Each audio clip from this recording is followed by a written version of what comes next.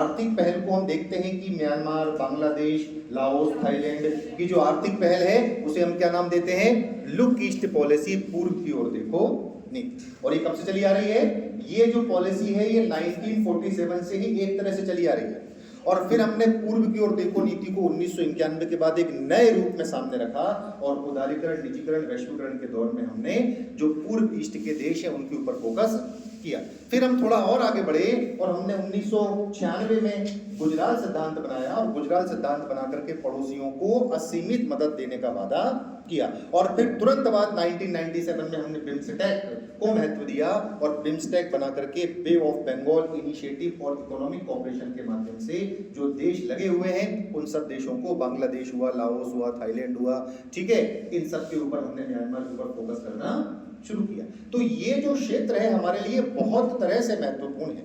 बहुत तरह से मतलब आप यूं मान लो कि इतने तरह से महत्वपूर्ण है, इसका बहुपक्षीय उद्देश्य है। क्या है भाई? Multi sectoral object. एक हमारी सुरक्षा के लिए महत्वपूर्ण है ना, बांग्लादेश भी महत्वपूर्ण, म्यांमार भी महत्वपूर्ण, लाओस भी महत्वपूर्ण, थाईलैंड भी महत्वपूर्ण, सुरक्षा के लिए महत्वपूर्ण है। दूसरा आर्थिक विकास के लिए महत्वपूर्ण है, ठीक है। तीसरा मैंने आपसे कहा कि चीन के साथ जो हमारे संबंध है उस संबंधों का जो दौर ऊपर नीचे होता रहता है उसमें भी बड़ा योगदान है इन सब देशों का। फिर ये सब आसियान के देश हैं जो अमेरिका के साथ जुड़े हुए हैं, तो अमेरिका से बेहतर संबंध बनाए रखने के लिए भी इनसे संबंध बनाए रखना आवश्यक है।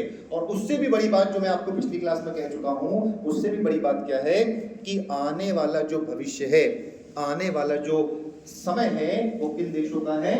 इन्हीं देशों का है। जो आने वाला टाइम है, जो आने वाला समय है वो इन्हीं देशों का है। और इन्हीं से मेरा मतलब है ये वाला जो क्षेत्र है, ये वाला जो क्षेत्र है, यही अब विश्व के लिए सबसे बड़ा क्या बनने वाला है? मुद्दा बनने वाला है।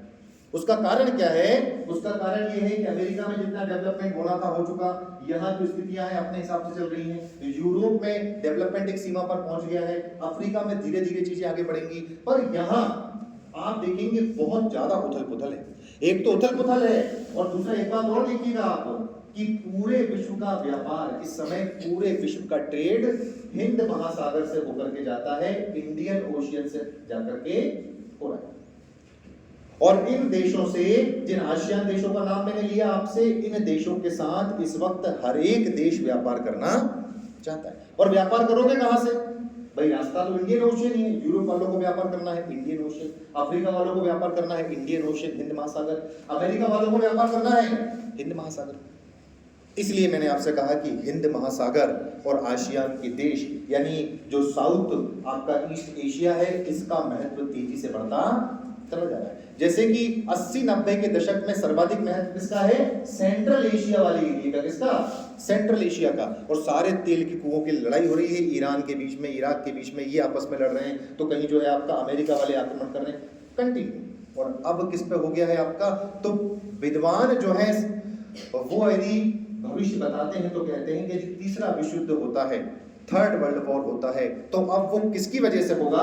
अब वो इसी एरिया की वजह से होगा। समझ रहे हैं आप? और इसीलिए वर्तमान मोदी सरकार ने जो अपनी फास्ट ट्रैक विदेश नीति चलाई है, उसके तहत 2014 के बाद ही उन्होंने एक नई पॉलिसी बनाई, एक्ट ईस्ट पॉलिसी। और एक्ट ईस्ट पॉलिसी बना करके इन देशों के और नजदीक जाने की कोशिश की और इनके नजदीक जाने की कोशिश की।